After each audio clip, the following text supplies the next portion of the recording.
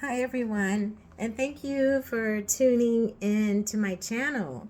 Today I want to talk about the loafer and specifically the flat loafer. Now, before I start showing you some loafers, I think it's important that we sort of talk about where the loafer actually originated. It's called a loafer because it's meant to be a shoe for loafing around in, a comfortable shoe. And the first people to get credit for creating the loafer, I think, were the Norwegians. And they probably got their design from the early indigenous peoples who created the moccasin. The moccasin, of course, was a type of shoe where the fabric, the skin, was shaped in a U shape, and then it was just kind of sewn together at the top of the shoe, with the stitching being on the outside, actual external stitching. Then the loafer was same sort of technique where the leather was brought together in the center, but then a vamp was sewn on the top. And it just made for a shoe that was easy to get on. No shoelaces, no buckles, slip it on, slip it off, walk around in comfort. So the loafer has come not a long way, but there's definitely been some upgrades, shall we say, to the loafer. And the first person that was probably really famous for doing something different with the loafer was G.H. Bass. In the late 1800s, he started his company, and around 1936 or so, I think they came out with what it became known as the penny loafer. He called his loafers Weejuns, which were named after the Norwegians. Same type of moccasin stitching, if you will. You can see how the fabric comes together and then the stitching is on the outside. But what he did do is he created a leather strip with a slit or a cutout in it, and he put that across the top of the vamp of the shoe. Certainly in the late 50s and early 60s, the penny loafer, as it became known, was very popular. And then Michael Jackson made it popular again in the 1980s when he started wearing G.H. Bass penny loafers with his white socks. So I have a couple of different pairs. I like to wear the Spectator penny loafer in spring and summer. I also bought some chunky loafers. These have a nice chunky heel. These are the Mary Jane's T-strap with that weaving at the top of the shoe, and then I also have some flat Mary Janes as well. But notice the same kind of stitching. I think G.H. Bass, for the most part, stays true to that moccasin type stitching on their shoes. Very comfortable. G.H. Bass is such a good shoe company that you could probably go for a long time with only buying G.H. Bass shoes. But they were the ones that created and made very popular the penny loafer. So if you are going to buy penny loafers, I would recommend that you stick with G.H. Bass. Any other penny loafer, no matter who makes it, if it's not G.H. Bass, then it is a copycat. And we cannot talk about copycats without talking about Gucci, because Gucci, up until the 1950s or so, they were in Italy making luggage and travel cases until one of the brothers came to America and saw this loafer, slip-on, moccasin, whatever it was referred to at the time, and decided that they could dress the shoe up and make it a little bit more formal. So in 1953, Gucci came out with the classic loafer, very much sort of on the moccasin style as well. The stitching is more like a top stitching, if you will. There's a leather strip that goes across the shoe, but instead of there being a cutout, they attached a piece of hardware, a horsebit, and so this became known as the classic Horsebit Loafer by Gucci.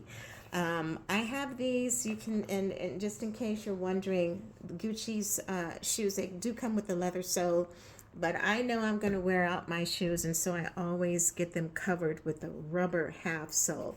They don't have holes yet, but the tread is really worn down on these. They only made them for the men's version at first. Then they came out with the women's version, which I have those as well in both black and brown. But I showed you a pair of the men's shoes. So here's the thing.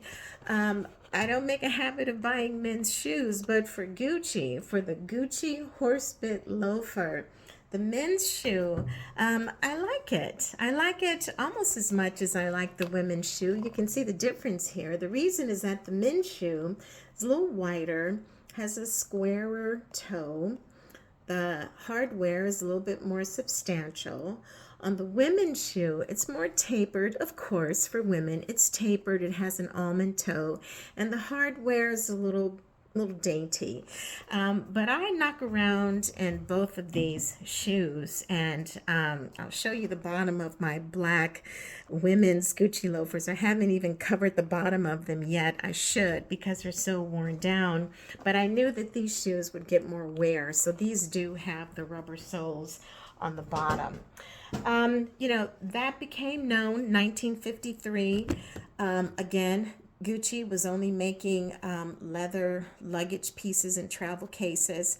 But 1953, after seeing that loafer in America, they figured they could upgrade it. And that was Gucci's first shoe ever. Their first shoe that the Gucci brand created was the loafer. They saw, like I said, men walking around in a loafer shoe in America, and they felt that they could dress it up a little better, make it more formal. So they put a horsebit on it, and it became known as the Horsebit Loafer. Gucci continues to make versions of the loafers. They came out with these, which are really... these probably are more loafer than moccasin, if you will, because there's no external stitching. There's an actual seam and a top stitch here. These are very soft leather.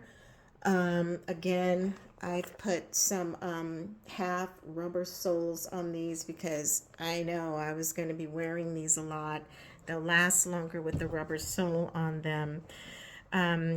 But they're the classic loafer. You probably remember when these first came out, they were styled with people walking on the back of the shoe. So I'm different. I was raised not to walk on the back of your shoes, and so I don't. So, these are your classic slip-ons. But if you do want still like a classic loafer style shoe that you can just slip on and slide around in, Gucci also came out with this shoe. Again, me and my half rubber soles to make my shoes last a little bit longer. I love wearing these. They're very comfortable. And then, the other loafer that got really popular, and you probably all know about it, was another classic loafer, still not quite the moccasin, more of the loafer with the vamp, going down the middle here, and no external stitching. Got the horsebit there, no leather strip going across the top, just the horsebit, but very much your loafer, loafing around in, a comfortable shoe. And the fact that it's fur-lined makes it warm. So this is both a warm and comfy shoe. Now, don't laugh at me, because I know some of you might be thinking, oh, nobody's wearing those. These are out of style. No, Gucci does not go out of style. These shoes do not go out of style. They might go out of season, but you bring these out every fall and winter to wear this shoe. Just like with GH Bass, those shoes don't go out of style either. Okay. And then, I also needed a chunky loafer. I needed a chunky loafer, and I could have gone with either Gucci or GH Bass, but I did choose Gucci because I really liked this one. You may have seen this when it came out. Again, you know, classic loafer style. The strip across, the leather strip across, the horsebit. These are a heavy shoe. They're substantial. These are really good for walking around in. They're comfortable. I find that with most Gucci's, if you don't have a problem with getting the wrong size or anything, you can put on a pair of Gucci's and you can walk in them all day. The same day that you purchase them. They're just made for comfort. The leather gives. So first time it was a little tight getting my foot in these, but after one wear it was easy to slip on and off. So again, we've talked about, you know, GH Bass, who was the first company to actually make the penny loafer, and then Gucci, the first to make the horsebit loafer. And if we're going back to originators, then we definitely have to talk about the Minnetonka moccasin. You know, besides, fashion guru Nina Garcia writes that of the 100 pieces every stylish woman must own, number 55 is the Minnetonka moccasin. This is the Suede Moc that was first introduced in 1996. It's got that original, traditional rather, styled external stitching on the top, a wonderful little French fringed skirt here with a little bow. It's got these rubber nubs on the bottom. Shoes are worn out, sorry, but they're good for comfort and for grip. And Minnetonka, you know, if you want to stick with the original, I think Minnetonka is probably the closest version of the moccasin made in the traditional Native American style that you'll find. So again, if we want to stick with the original, as close to the original as we can, I think Minnetonka is good for a moccasin. And then you definitely have to stick with GH Bass for your classic penny loafer. Like I said, many other people are making, many other brands, shoe designers have penny loafers, but stick with the original. And then, of course, your Gucci for the horsebit loafer. Okay, and then, you know, the original in both the men's and the women's version. Stick with the originals. All right, that's it for today. Thank you so much. Bye-bye.